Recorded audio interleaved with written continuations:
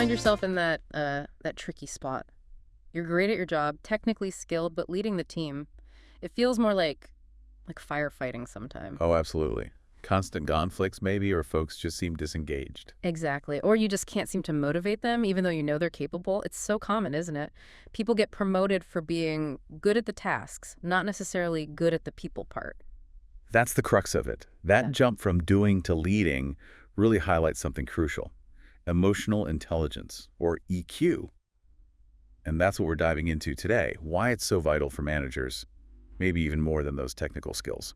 Okay, so EQ, it's not about being, overly emotional or anything like that at work, right? Not at all. It's really about understanding yourself, your own feelings, how they impact what you do, and just as importantly, recognizing emotions in others, understanding their perspective, and responding effectively. Got it.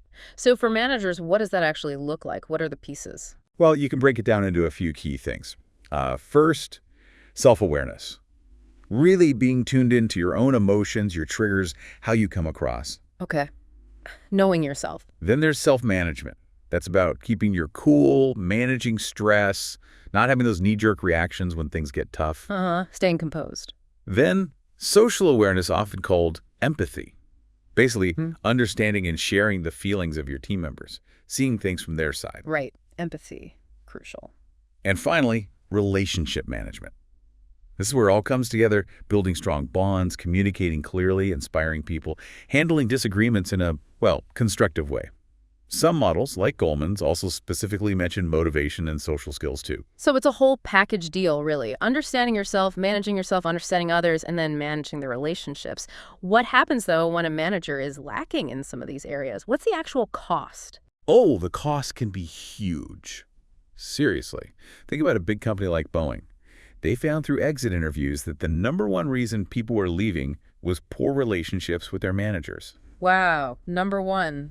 That's significant. It really is. Think about the cost of turnover recruitment, training, lost knowledge, productivity dips. It all adds up. So it hits the bottom line hard. Definitely. And on a day-to-day level, managers with lower EQ, they might misread why someone's upset, or maybe struggle to help team members resolve conflicts.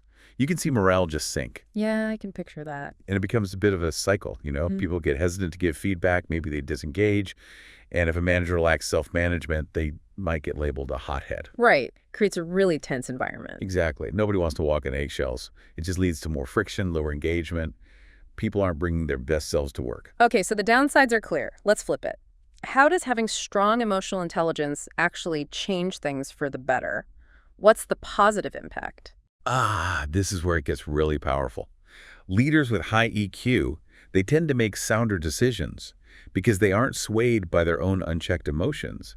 And they create a much better work atmosphere, just more positive, more supportive. And that positive vibe, I assume, leads to better work. Directly. Higher engagement, higher productivity. When challenges pop up, and they always do, these leaders can navigate them more smoothly, more collaboratively. Problems get solved more effectively. That makes total sense. If you feel understood, you're more willing to pitch in, right? Precisely. And these managers, they're also better at spotting individual strengths and potential in their team members, so they can actually nurture people's development more effectively. So it helps with growth, too. Absolutely. Research backs this up consistently. Emotionally intelligent leaders improve team behaviors, business results, and people's attitudes about work. They foster psychological safety. Psychological safety, that term comes up a lot. What does it really mean in practice? It means creating an environment where people feel safe enough to speak up, to share ideas, even risky ones, to give honest feedback, ask questions, even admit mistakes without fearing they'll be shut down or penalized. Okay, so it's about feeling safe to be vulnerable and contribute fully. Exactly. And that's where innovation comes from. Empathetic leaders build trust and respect, which are just fundamental for strong relationships and a high-performing team culture. Look at Sky. They invested in EQ development, saw a 21% jump in relationship skills, 25% in empathy. Real numbers. Impressive. Or back to Boeing. Their push for higher EQ aimed to cut down executive burnout and turnover. They saw more openness, adaptability, less stress. Even in sales, look at Oracle. Improving sales EQ boosted confidence by nearly 90% and really changed their whole approach. Wow. So these aren't just nice to have soft skills, they drive tangible results. And it's not just the manager, right? It affects the whole team dynamic. Well, absolutely. There was a study, I think, in Frontiers in Psychology that linked transformational leadership, which is heavily reliant on EQ, inspiring people to the team's overall emotional intelligence. So a high EQ leader can actually raise the EQ of the whole team. In a way, yes. Teams with higher collective EQ, they handle conflicts better, they cooperate more effectively. It creates this positive upward spiral of passion and cohesion. Okay, this is compelling. So for managers listening, thinking, right, I get it, I need this, what are some concrete, actionable things they can actually do to develop their EQ? Where do you start? Great question. There are definitely practical steps. Number one probably is self-assessment, just honest reflection. Looking inwards first. Yeah. Ask yourself some tough questions, like have I misinterpreted feedback recently? Am I struggling with team conflicts? Does morale feel low? Do I get defensive sometimes? You could even try keeping an emotional journal. A journal, how does that work? Just jotting down situations, your feelings, how you reacted, and maybe thinking, okay, how could I have handled that differently, maybe more effectively? It built that self-awareness muscle. Okay, become more aware of your own patterns. Makes sense. What else? Second big one, practice active listening. And I mean really listening, not just waiting for your turn to talk. Easier said than done sometimes. It is. It takes conscious effort. Focus fully on the person, show your engaged eye contact, nodding, maybe summarizing back what you heard. So if I understand correctly, you're saying it makes people feel genuinely heard. And that builds connection, I imagine. Hugely. It's foundational for strong relationships. And a third key step is actively seeking out feedback and being open to it. Feedback. The gift we sometimes don't want to open. Exactly. But it's crucial. Ask your team, your peers, even your own boss for honest input on your communication, your empathy.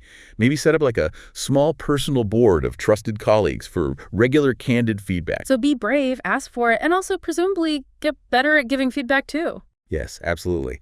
Tailor your feedback to the individual. Understanding their perspective helps make it land better. It's a two-way street. Self-awareness, active listening, and feedback loops. Okay, so as we wrap up this deep dive, what's the main takeaway you want managers to hold on to? I think the core message is this. Emotional intelligence isn't just a soft skill or a nice to have. It's fundamental to effective leadership. It directly impacts your team's performance, their well-being, and your organization's success. And crucially, it's not fixed. EQ is a set of skills. You can learn them, you can practice them, you can get better at them with intention and effort. So it's something you can actively cultivate to become a better leader and build a stronger, more engaged team. Fantastic. And if you listening want to explore more tools and get deeper insights into developing emotional intelligence for yourself or your team? Yeah, definitely check out the resources over at 360 Degrees. They have a lot of great material on this. Perfect. Something actionable to follow up on. Thanks for that deep dive. My pleasure.